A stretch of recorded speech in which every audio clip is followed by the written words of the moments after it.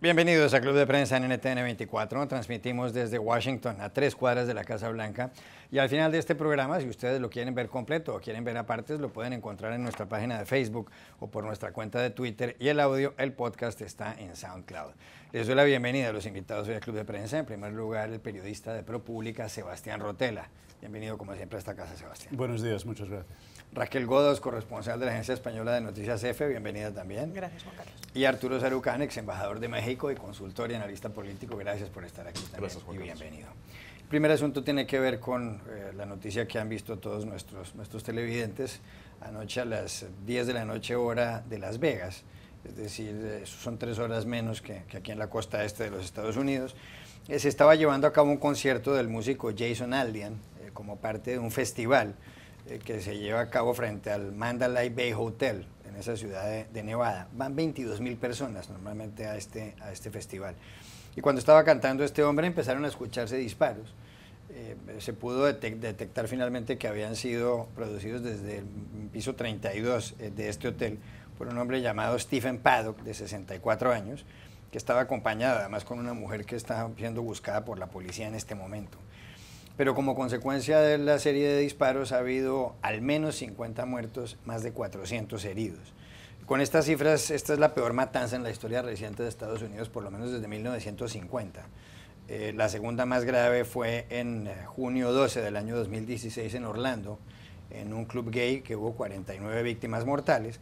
Antes de eso, en el año 2007, el 16 de abril en Virginia Tech, en la universidad, hubo 32 muertos. Y la tercera matanza había sido el 14 de diciembre de 2012 en aquel colegio elemental de primaria Sandy Hook en el estado de Connecticut, cuando hubo 26 muertos, 20 de ellos niños. Bueno, en esta ocasión ha habido nuevamente una escena dantesca y sigue aplicándose en Estados Unidos la segunda enmienda de la Constitución estadounidense. Yo la iba a leer aquí si es que logro abrir este aparato con rapidez, pero lo cierto del caso es que ahí se dice que puede haber milicias armadas en Estados Unidos, esto con la idea de que en caso de que haya un gobierno dictatorial o algo así, los ciudadanos puedan defenderse. En Estados Unidos hay 319 millones de habitantes o 320 millones de habitantes y hay casi 300 millones de armas. Prácticamente cada persona tiene un arma. En el caso del estado de Nevada, donde no había habido muchas matanzas así, la ley es bastante laxa. Uno puede andar con una o varios armas de asalto, rifles de asalto. Yo quiero preguntar, porque el presidente Trump hablará en algunos pocos minutos, ¿cambiará en algún momento esta política en este país? Porque matan y matan y matan y matan gente y hablamos y hablamos y hablamos de lo mismo y no ocurre absolutamente nada. Sí, es una gran tragedia y muchas veces asistimos a una especie de ritual vacío en que todos hablamos de lo mal que está y no pasa nada. Pasó más famosamente, y para mí más me chocó, la masacre hace unos años en Sandy Hook, de 25 niños, ¿no? Y tú pensabas en aquel momento, sí, en algún momento va a haber cambios, esta escena horrorífica de este asesinato de niños va a ser lo que finalmente haga venir cambios. No ha pasado hasta ahora. No creo que sea imposible. No nos olvidemos que del 94 a 2004, con el presidente Clinton, estuvieron prohibidas las armas de asalto, que son finalmente las armas que causan estas masacres. Tampoco olvidemos que hay una gran diferencia entre estados, como tú bien dijiste, en estados como Nevada, creo que Florida, que se puede ir por la calle con armas de forma abierta, cualquiera lo puede comprar. En el estado de Nueva York, donde por cierto el crimen es muy bajo en la ciudad de Nueva York, que una vez era una de las más peligrosas del país, las leyes son muy estrictas. Entonces, hay un choque de culturas en ese tema. Desafortunadamente hay un problema político, que es el lobby tan poderoso de los fabricantes de armas, que ha impedido, que ha congelado la situación. Pero yo quiero pensar que va a haber un movimiento, ya hay uno, por ejemplo, el exalcalde Bloomberg de Nueva York, que financia candidatos que quieren prohibir armas, al menos de destrucción masiva, como son esas básicamente, que puede prosperar. Pero es muy difícil, por la misma forma que hay una serie de cosas en ese país que no cambian, aunque todo el mundo dice que tienen que cambiar por esta especie de congelamiento al nivel político y la fuerza del lobby. Y esa es la gran tragedia, que asistimos de tiempo en tiempo. Es un país donde el crimen ha bajado en muchos sitios, perseguimos con este problema que al menos podemos estar todos de acuerdo que las metralletas, las armas de guerra, no tendrían que estar al alcance de todos, incluyendo los locos, que muchas veces hay gente que es certificado como peligrosa y loca y puede salir y comprar legalmente una arma así. Y en otros países esto no pasa y tendría que no pasar aquí tampoco. Quiero poner un ejemplo que es el caso español. En España, que tiene una población de casi 50 millones de habitantes, donde no se pueden portar armas, el año pasado hubo solamente 282 homicidios. 282 homicidios. En Inglaterra y en Francia, que son países que tienen 50, 60 millones de habitantes, no pasan los homicidios de 600 o 700. ¿Cree usted, Arturo Cerucán, que aquí cambiará la política en algún momento dado o esto va a ser la repetición de la repetidera? Ciertamente con esta administración lo veo muy difícil, porque Trump es visto por el NRA, por la asociación que cabildea a favor de la segunda enmienda, como el primer presidente que realmente ha abrazado y se ha acercado al NRA. Pero también creo que hay una realidad, que es que generacionalmente esto puede empezar a cambiar. Si tú te fijas en los grupos de apoyo del NRA, sí hay un predominio de zonas rurales o suburbanas, pero también hay un tema generacional. Las generaciones más viejas son las que tienen esta visión maximalista de la segunda enmienda. No hay que olvidarlo, que en esto y en otros temas que vamos a hablar hoy no puedes momificar temas como la Constitución. Sí, claro, la segunda enmienda está en la Constitución porque se escribe en un momento en donde primero el poder de las armas era muy distinta a los mosquetones del siglo XVIII y segundo, esta era una república joven que nacía y que temía que pudiera haber un intento o por reimponer una monarquía o por romper el sistema federado que se creaba en el siglo XIX. Pero la segunda enmienda, a la altura y en el contexto del siglo XXI, empieza a ser realmente refleja poco las circunstancias actuales. Ahora, hay un tema aquí muy importante, y que es que lo que hemos visto hoy, con un arma que ni siquiera era un fusil semiautomático, es un fusil con plena capacidad automática, cosa que es aún difícil de encontrar en el mercado negro de este país, vuelve a apuntar a dos o tres temas que son fundamentales para países latinoamericanos como México, que es estas lagunas en la legislación de armas en Estados Unidos son las que permiten al crimen organizado transnacional hacerse de armas en territorio estadounidense y exportarlas o introducirlas, ni siquiera hay un proceso de exportación, introducirlas ilícitamente a lugares como México, y son estas armas las que le dan al narcotráfico internacional la capacidad de intimidación y de fuego que usan para repeler al Estado. Entonces, es un tema que durante mucho tiempo México ha insistido en que este tipo de acontecimientos deplorables, como el que hemos visto esta madrugada, que se dan de manera repetida cada año en Estados Unidos, también tiene un impacto brutal en otros países, precisamente por la capacidad a través de armerías en donde se pueden comprar a veces armas, o sobre todo los llamados gun shows, en donde no se requieren pruebas ni de identificación, ni los mecanismos de veteo policíaco previos a que te entregan el arma. Son estas lagunas las que han permitido que el narcotráfico mexicano, ciertamente, se haga de armas de muy alto calibre en el mercado estadounidense. ¿Ilícito o lícito? Raquel Gómez. Bueno, creo que en primer lugar, como comentaban, pues hay un gran problema con la administración Trump, porque una de las primeras cosas que hizo fue rescindir uno de las órdenes ejecutivas emitidas por Obama tras la masacre de Sandy Hook, que fue la emisión de 60 puntos, digamos, de contrición para quién podía acercarse o no a comprar un arma a las tiendas en Estados Unidos. A mí, sinceramente, el argumento de defender al lobby de las armas y decir que, bueno, que es que no importa quién quiera comprar el arma, si está loco o no, vamos a dejarle, pues bueno, no sé. O sea, ya no sé hasta qué punto la locura del argumento se justifica, ¿no?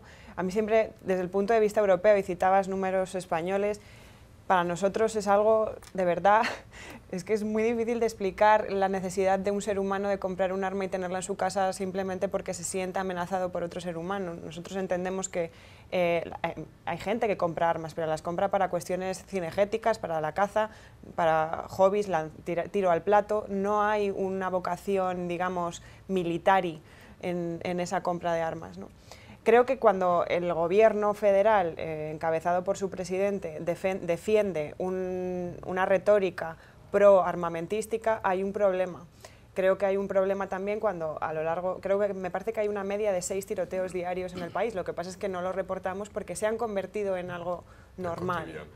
Es algo muy, muy preocupante, ¿no? O sea, cada país tiene sus dramas, pero este es un drama real. Es la primera economía del mundo y me parece que tiene como un 700% más de homicidios por tenencia de armas que la segunda en el mundo, ¿no? De la segunda democracia. Pues ese tipo de cosas son muy, muy graves y nadie se plantea dentro del propio país salir a denunciar este tipo de cosas. Yo estuve cubriendo el tiroteo de Sandy Hook y de verdad era algo terrible y como dice Sebastián, no creo que si tras ese tiroteo no hubo una reacción real, hubo debates en el Congreso, intentaron aprobar legislación. En aquel momento los demócratas tenían el poder en el Senado y fueron incapaces de avanzar algo más. Creo que va a ser una progresión muy lenta, puede que se dé desde el optimismo de Sebastián, pero va a ser algo muy, muy lento y desde luego no con esta administración. Claro. Ya regresamos a Club de Prensa. Volvemos a Club de Prensa en NTN 24 desde Washington. Aparte de la matanza en Las Vegas, la otra noticia internacional tiene que ver con Cataluña, una de las 17 comunidades autónomas españolas que está localizada al noreste del país y tiene casi 8 millones de habitantes. La capital es Barcelona y produce casi el 20% del Producto Interno Bruto en España. En Cataluña ha habido un movimiento independentista, hay que decirlo, desde hace varios siglos, por lo menos desde el siglo XII, y la mayor parte de la población, un porcentaje importante de la población, habla catalán. Hay que decir también que Cataluña ha tenido desde los años 70, desde finales de los años 70, después de la dictadura de Francisco Franco, un nivel de autonomía altísimo. Hay un gobierno regional que es la Generalitat, hay un parlamento regional, hay una policía regional que son los Mossos d'Esquadra, el plan de estudios lo maneja el gobierno catalán y demás. El presidente de la Generalitat, Carles Puigdemont, convocó a un referendo ayer para que los ciudadanos dijeran si quieren seguir en España o si quieren independizarse. El Tribunal Constitucional Español lo declaró ilegal, lo declaró contra la Constitución. Ayer salieron algunos funcionarios catalanes a poner unas urnas en algunos colegios, pero llegó la policía española por orden del gobierno central español y hubo unos choques muy fuertes. Todo el mundo vio los altercados, mujeres golpeadas por la policía, mujeres heridas por la policía y jóvenes también. ¿Qué ocurrió después de todo esto? Pues que se dio un resultado según el cual el gobierno catalán ha manifestado que el 90% de los ciudadanos votaron que sí a la independencia. Es verdad que el referendo estuvo bastante mal organizado, algunas urnas habían sido incautadas por parte del gobierno español. Hay una crisis institucional en España muy profunda, tal vez la más grave desde cuando murió Franco en ese país. Y entonces, ¿qué ha ocurrido? Por una parte, el diario El País de Madrid dice que debería haber un debate ahora a ver si se crea un Estado federal en España. El periódico El Mundo, también de Madrid, dice que debería aplicarse un artículo de la Constitución según el cual deberían retirársele las competencias al gobierno catalán y aplicar un artículo que es el 155. Pero en las últimas horas, el señor Puigdemont, el presidente del gobierno de Cataluña, en las últimas horas, hace tal vez menos de hora y media, ha dicho que lo que le propone al presidente del gobierno español, Mariano Rajoy, que ayer dijo que había actuado como se debía y de una manera proporcionada, pero le ha dicho el señor Puigdemont, yo propongo que haya una mediación internacional y de esa manera yo suspendería la declaratoria de independencia que está prevista también para las próximas horas. Aquí la primera pregunta es, ¿cuál es la conclusión de todo esto y sobre todo, ¿debería Rajoy aceptar esa mediación internacional? Se lo pregunto a Arturo Sarucán, aquí los tres invitados conocen muy bien Cataluña. Arturo. Es un tema muy complejo y muy difícil y en lo personal para mí también muy complejo porque yo soy por el lado de mi madre hijo y nieto refugiados catalanes de la Guerra Civil Española y entonces por lo tanto en casa se habló catalán, mi lengua materna es el catalán, se discutió durante sobre todo los años de la dictadura franquista las aspiraciones del pueblo catalán por algún día llegar a la autodeterminación. Pero lo que tú dices es cierto, es decir, desde la Constitución, desde la transición a la democracia, Cataluña ha vivido momentos de progreso y de inclusión y de pluralidad que en su historia no había manifestado, no había atestiguado. Aquí el problema es que hoy por hoy España y Cataluña viven quizá el momento más aciago en memoria reciente. A mí sí me preocupa que el gobierno del primer ministro Rajoy ha decidido a contrapelo de Miguel de Unamuno que es mejor vencer que convencer, en un proceso en donde sí hay un referéndum que ha sido declarado inconstitucional, pero en donde una proporción abrumadora de catalanes, estén o no a favor de la independencia, han pedido el derecho a votar. Y lo que ha sucedido ayer es la autoridad no va contra el gobierno, va contra la ciudadanía, va contra la gente en la calle, a porrazo y macanazo. Y yo creo que esto nos debe preocupar muchísimo a todos. Hoy el presidente Puigdemont efectivamente ha hecho un llamado a la mediación. Evidentemente lo que está buscando el presidente es derribar la visión de la Unión Europea, que es un tema interno de España y que por lo tanto se debe poner en el corazón de la agenda política de la misma Unión Europea, con la idea de que haya actores de mediación internacionales en este diálogo que se ha puesto sobre la mesa hoy. El gobierno parece obcecado en no buscar mecanismos de diálogo, pero las escenas de ayer en la calle en Barcelona y en otras ciudades catalanas, pero sobre todo en Barcelona, han sido demoledoras. Es una prueba para la democracia en España, para la democracia en Cataluña, y a pesar de que en el Reino Unido no había una figura constitucional como la que existe en España que no permite este tipo de referéndums, yo creo que el ejemplo que ha dado el Reino Unido cuando en su momento Escocia ha pedido votar y llevar a cabo un referéndum sobre si se independizaba o no del Reino Unido ha sido un ejemplo lúcido de democracia y ejemplar. Aquí hay gente, Raquel, que le echa la culpa en parte al presidente del gobierno español, Mariano Rajoy, por no haber dialogado previamente con el gobierno catalán. Es cierto que tal vez este último capítulo de tensión se debe a que en el año 2010 el Tribunal Constitucional Español echó abajo parte del Estatuto catalán. ¿Qué es el Estatuto? Un conjunto de leyes donde se reorganiza un poco las relaciones entre Madrid y Barcelona, lo que tiene que ver con impuestos y con muchas otras cosas. Y a partir de ese momento se generó una nueva, este último episodio de tensión. Pero perdona que te interrumpa, es muy importante subrayar esto. Fue un estatuto aprobado por el conjunto del Parlamento español. Así es. Y por los catalanes. Y por los catalanes en un referéndum. Claro, así es. No solamente por las Cortes, y fue derribado por el Tribunal Constitucional. Exactamente. Bien.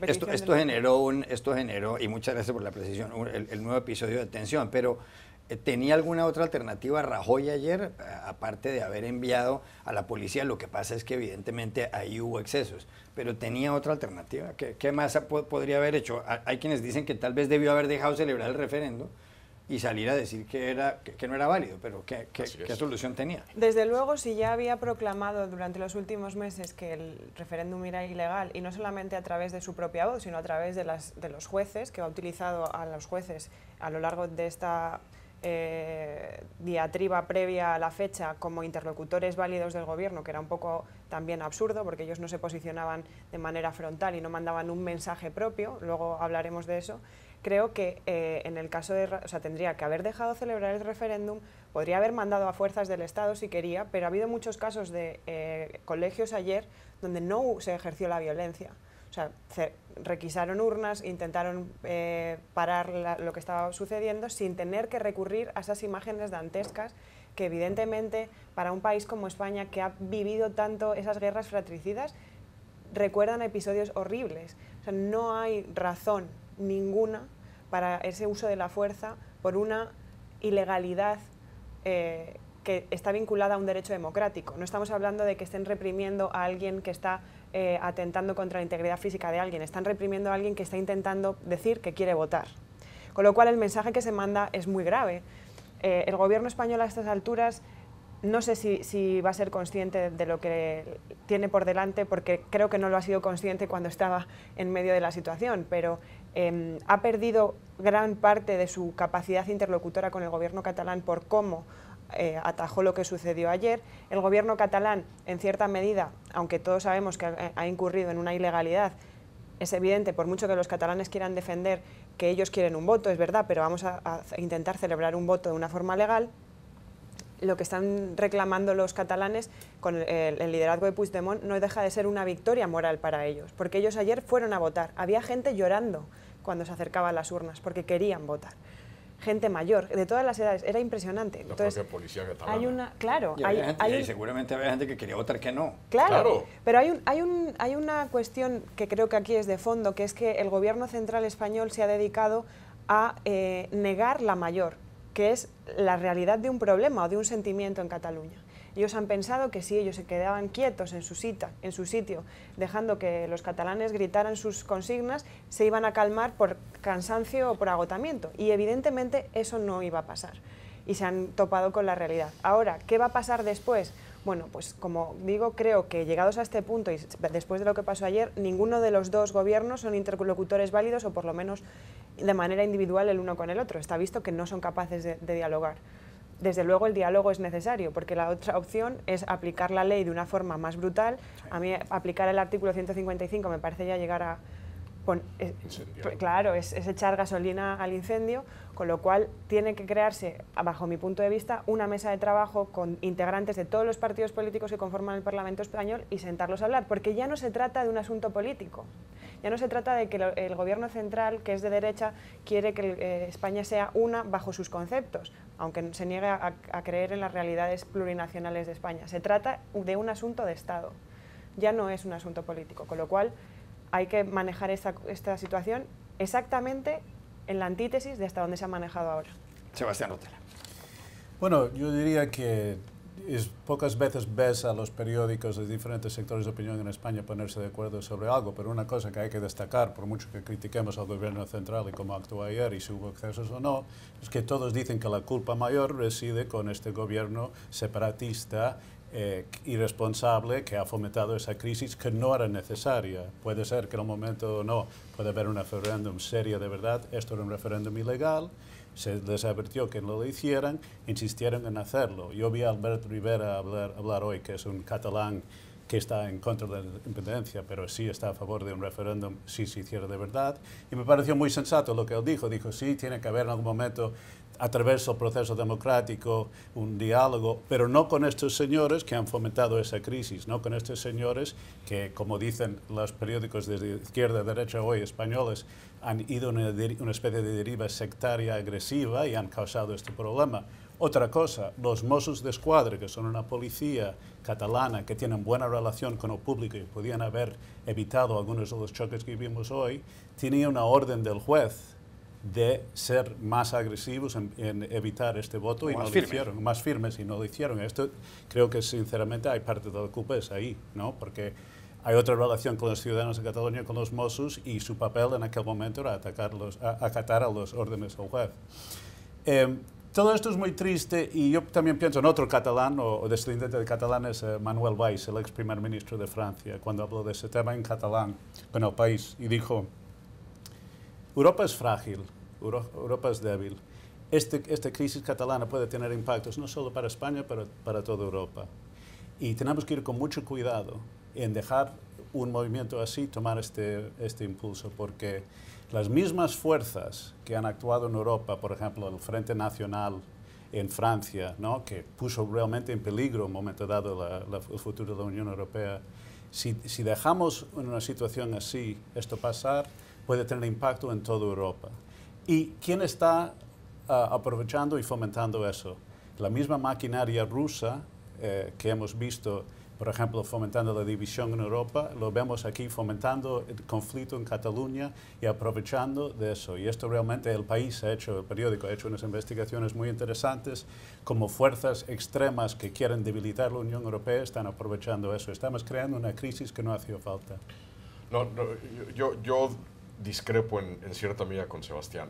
Es indudable que, como lo ha hecho Rusia con Brexit, con la elección estadounidense aquí, con los procesos electorales en Alemania y en Francia en menor medida, Rusia está buscando toda opción para debilitar, fracturar a Occidente, es decir, Europa, sobre todo Europa y Estados Unidos, y es un hecho. Pero hay diferencias profundas con lo que ha pasado en Cataluña y la génesis de lo que hemos visto en Cataluña y otros movimientos a los que quizás se refería el ex primer ministro francés Manuel Valls.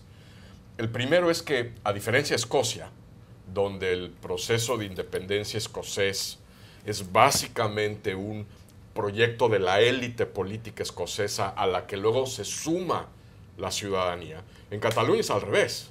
En Cataluña es la sociedad civil la que empieza a presionar y es la clase política la que se tiene que subir, partidos que no eran proindependentistas, como CIU, que se tienen que subir o deciden subirse porque se dan cuenta que la ciudadanía los va a rebasar y se suben como con un cálculo político para no perder el poder. Entonces realmente hay un factor de empuje social en Cataluña que es un poco distinto a lo que hemos visto en otros lados. Pero también segundo, que a diferencia de otros movimientos en Europa, en Cataluña no se busca romper con la Unión Europea. Es decir, uno de los grandes dilemas... Que se busca romper con España, que es un poco lo mismo. Si empezamos en Cataluña, empezamos con Córcega, empezamos con la Lega Norte en Italia, o sea... Sí, no, pero el movimiento catalán no es anti-europeo.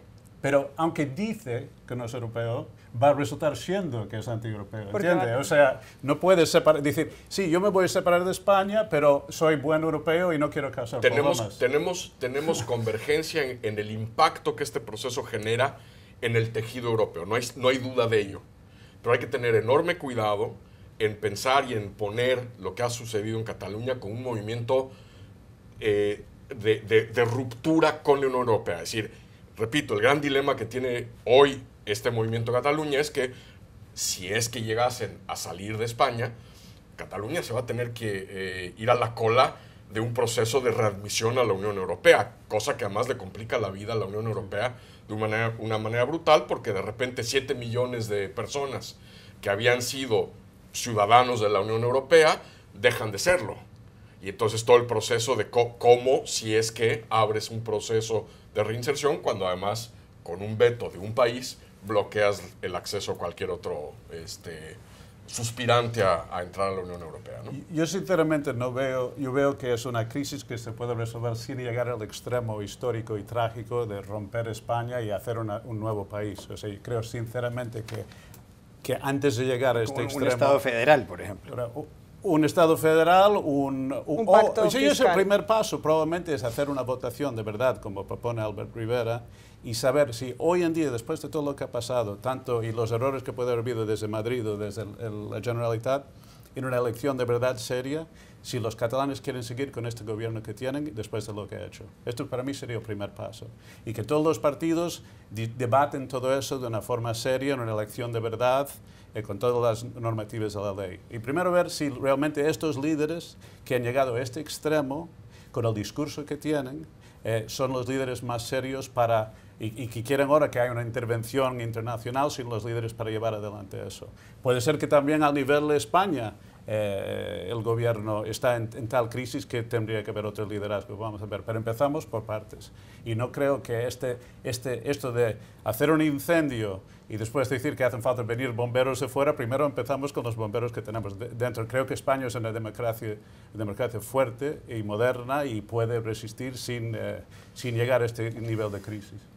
Es una democracia fuerte y moderna, pero durante años no ha encontrado, por las razones que sean, y hay culpables de los dos lados, pero es un mecanismo político constitucional que no ha encontrado la manera de hacer un voto vinculante en el que efectivamente los catalanes voten sí o no sobre permanecer como parte de España. Es que ese es el parte del problema que hay aquí, que es decir, Albert Rivera ahora habla de, bueno, hay que hacer una...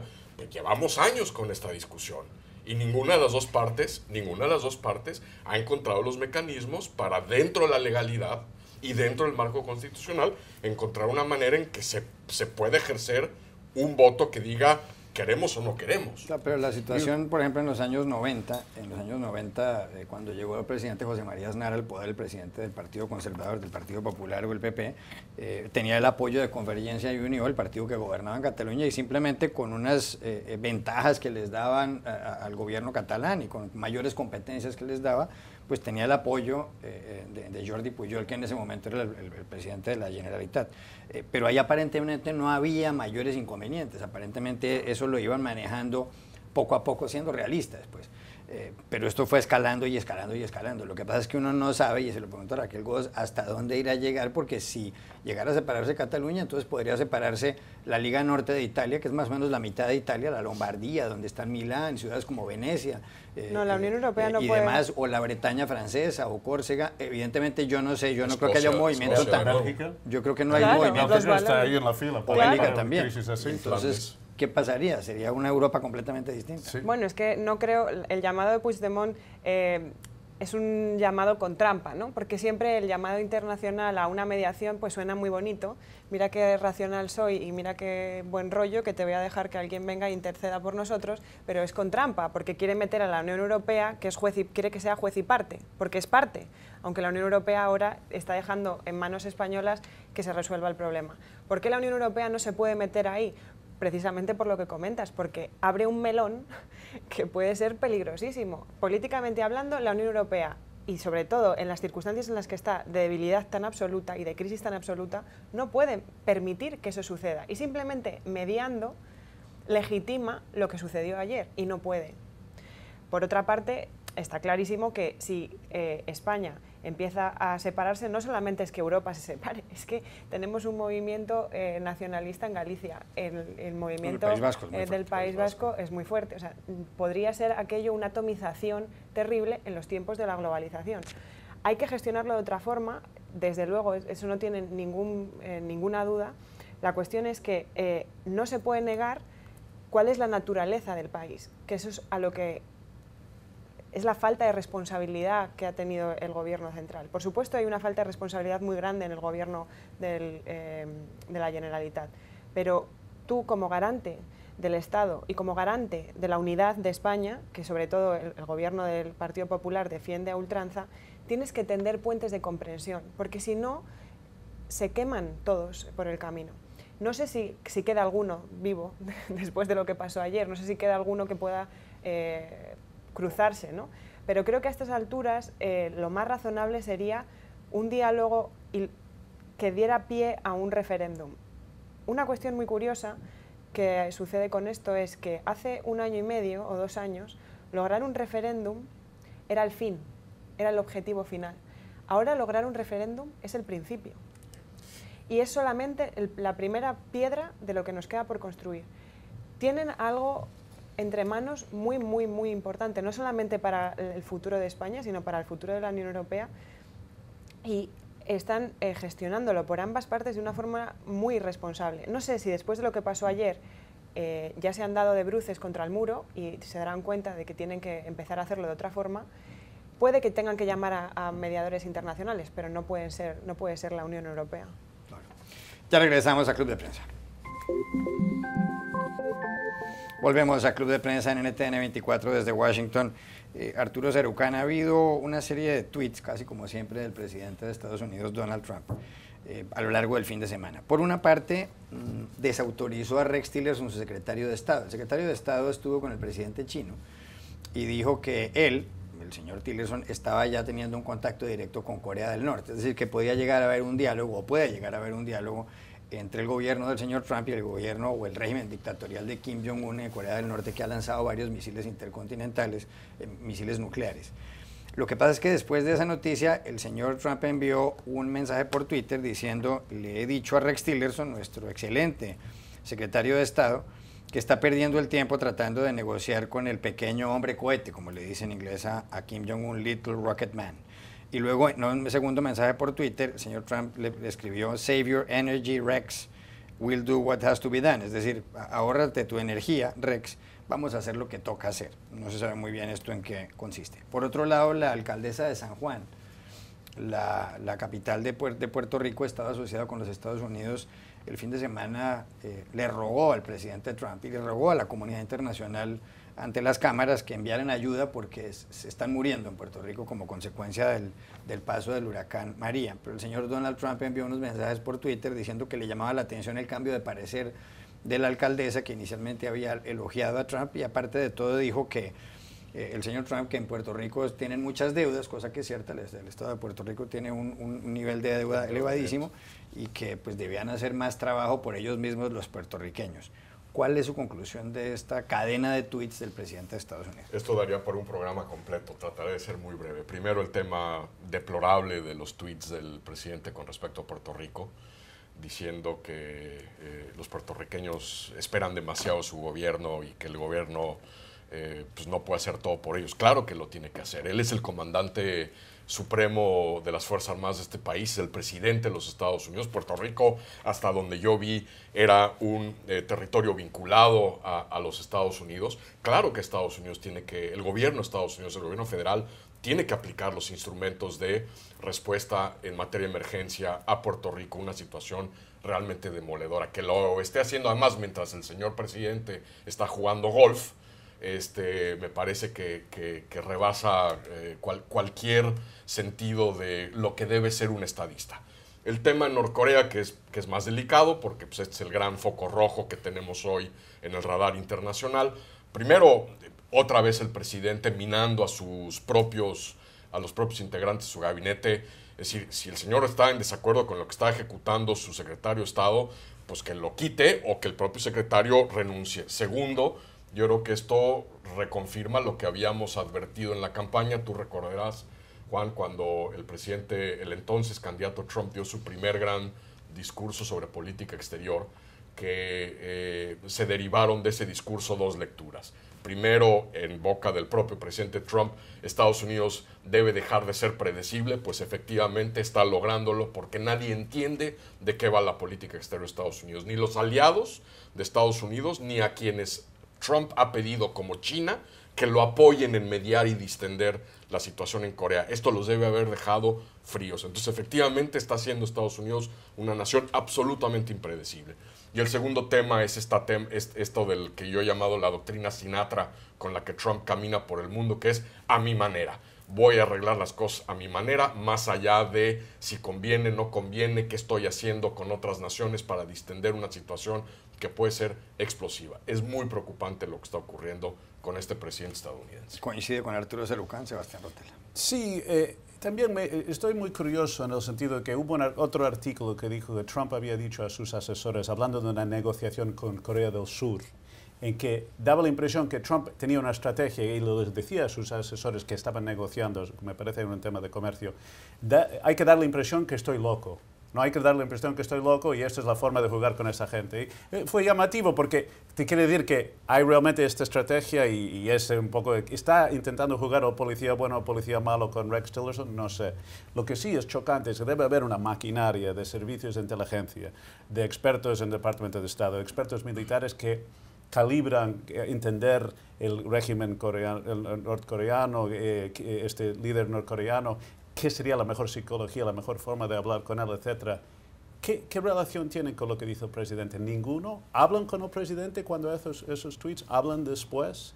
Porque estamos gastando, supongo, mucho dinero en aquella maquinaria con expertos de muy alto nivel y estoy muy curioso saber cómo todo eso que está pasando, o sea, en el contexto de qué conexión tiene con lo que hace el presidente. Este sí que es llamativo.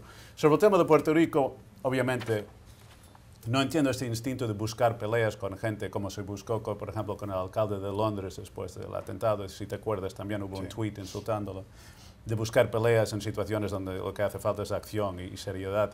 Pero hay que decir que Puerto Rico también es una tragedia. También los medios norteamericanos, no este fin de semana, sino el otro, mientras estaba gente sufriendo, había una crisis en Puerto Rico fuertísima, estaban todo el día con el tema del fútbol y la NFL, que puede ser un tema serio o no, pero es más serio a mi juicio, una situación donde la gente, sus vidas están en peligro y un montón de ciudadanos americanos están sufriendo así. Entonces, la clase política, la clase mediática con Puerto Rico realmente, para mi juicio, han sido realmente fallado con ese tema. Raquel Godós. Bueno, yo sí creo que ya deberíamos asumir de una vez que hay un equipo en la administración de Trump que trabaja y luego está él que habla. O son cosas distintas y no tienen por qué ir a la vez. Creo que, claro, no sé, es que es así. Tenemos que asumir que cuando él habla no tiene por qué estar necesariamente vinculado a lo que su administración esté haciendo. Sé que es muy grave lo que digo, las bolsas bajan, tiene impactos económicos, pero es así. Creo que simplemente su cuenta de Twitter es una cuenta creada para apelar a sus bases y él se dedica a alimentarlos como animales en el zoo. Y él suelta su alimento y tiene un efecto y mantiene dura esa base. Que luego que sea irresponsable o no por los impactos que tiene a nivel global es otra cuestión, pero lo que a él le importa es eso, y de momento lo está consiguiendo. En cuanto a Puerto Rico, lo más grave, hay dos cosas que me parecen muy graves. Una por parte del Congreso, que está en manos republicanas. Se está tratando la crisis de Puerto Rico como si fuera un territorio de segunda, porque no se han aprobado fondos suplementarios como en el caso de Harvey en Texas o en el caso de Irma en Florida. Y creo que ahí hay una cuestión de ciudadanos de primera y de segunda. Puede que los puertorriqueños no tengan el mismo estatus como, aunque son ciudadanos, que el resto de estados. No tienen derecho a voto, por ejemplo, en ciertas circunstancias, pero ¿por qué no se les ayuda de esa forma? En términos de tanto que se les llena la boca a los estadounidenses con el término de la ciudadanía estadounidense, la población de Puerto Rico, que son como 3,4 millones, suma la de los estados de Vermont, Alaska, Wyoming y las 2 Dakotas. Son 5 estados de Estados Unidos que no suman, solamente juntos son la gente que hay en Puerto Rico sufriendo. Bueno, creo que hay un ataque gratuito por parte de Trump hacia la alcaldesa de San Juan, pero no creo que sea solamente porque le interesa, digamos, reñir a alguien, sino porque él tiene un problema de falta de valoración, falta de reconocimiento de sus propios errores. Él no quiere reconocer que se está equivocando con Puerto Rico, él quiere dar a entender que es su decisión y que lo está haciendo bien, y en ese proceso que salga la alcaldesa de Puerto Rico en CNN con una camiseta que, por favor, ayudadnos, nos estamos muriendo, pues no le ha debido de hacer mucha gracia. Pero desde luego, en cuanto a los medios de comunicación, creo que hay una gran falta de preocupación y de responsabilidad sobre lo que está pasando allá. Sí. Y deberíamos de verdad pensar bien cuáles son las soluciones, porque los medios ahí sí pueden jugar un papel clave.